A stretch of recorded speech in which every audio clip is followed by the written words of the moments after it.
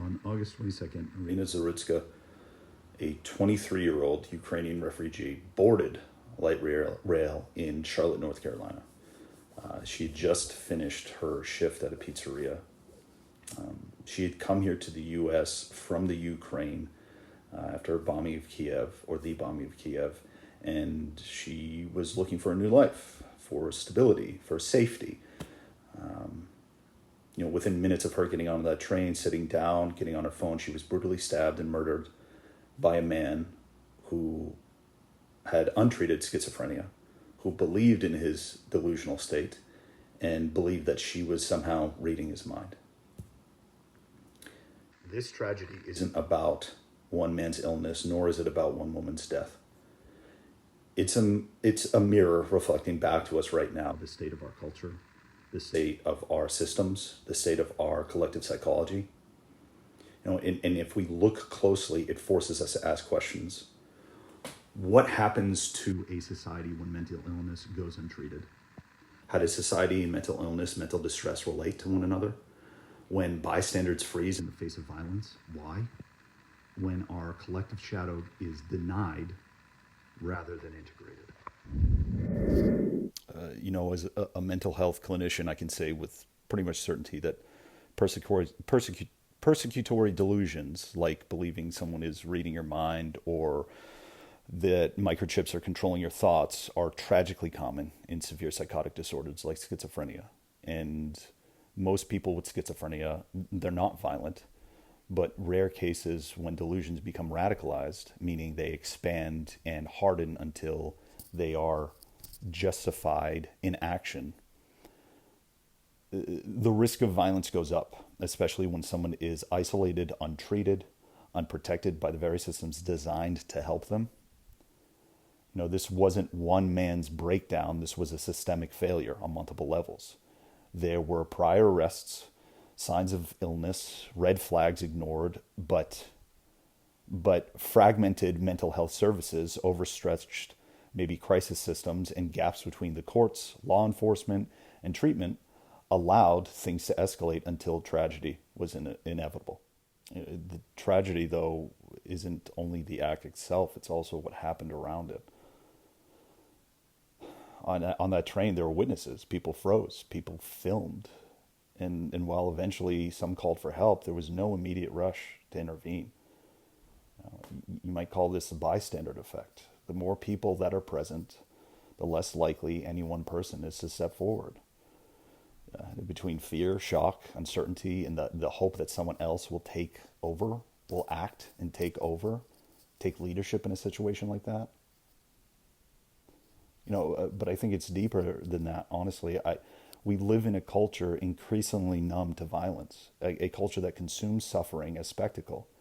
And we've not only forgotten to embody our instincts, we've forgotten how to embody the responsibility that they entail, that they require. This is the paralysis on the train was not an individual fear. It's cultural dissociation. What we're seeing in real time right now is entropy, a slow breakdown of order, trust, of cohesion. When mental health care fails, so law enforcement becomes, when mental health care fails, law enforcement becomes the default responder. Law enforcement fails, so public safety collapses. Public safety collapses, so citizens retreat into fear, self-protection, paralysis. And when tragedy like this strikes, we don't respond with nuance. We respond with polarization. One side shouts that it's proof of failed crime policies. The other side shouts that it's proof of systemic oppression. Instead of grappling with the actual complexity of this, we reduce human tragedy to political sound bites, to CNN, to Fox News. We become entrenched in our positions. This polarization doesn't solve anything. It deepens the neurosis of our culture. It tears the social fabric even thinner. It makes collapse more likely. Carl Jung would talk about the shadow. He spoke in depth about the shadow, the parts of ourselves that we deny, that we repress, and refuse to acknowledge. And that's true for individuals just as much as it's true for cultures and society. Currently, our cultural shadow contains the realities that we don't want to face. We don't want to face the realities of violence or madness, mortality, cruelty, grief, and we don't want to face them consciously. So, what happens when we don't want to face things consciously? They erupt. They erupt unconsciously. And that's what we see here. We deny the shadow of mental illness, so we stigmatize it and neglect it until it explodes in tragedy. We deny the shadow of violence, so when it erupts, we freeze, we film it, and we turn away. It becomes a spectacle again. We deny the shadow of responsibility, so we scapegoat, we start blaming, and we blame the other. We blame the people that aren't part of our tribe. And here's the nuance, and here's where nuance is absolutely essential.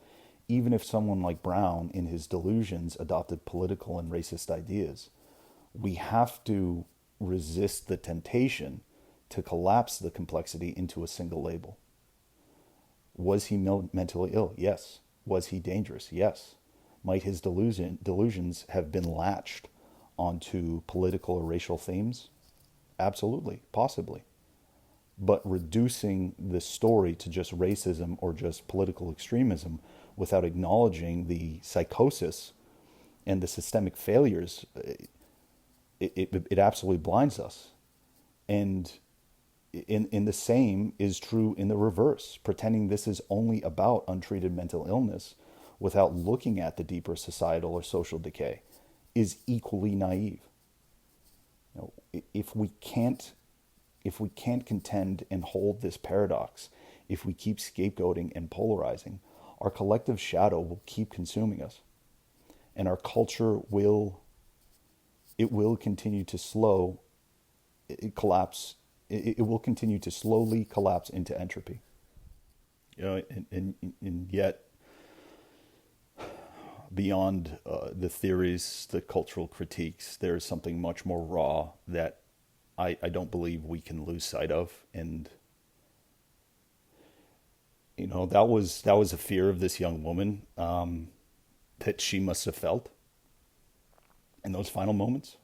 Imagine coming from where she came from, believing that you found some semblance of safety, only to face such horror at the end of life.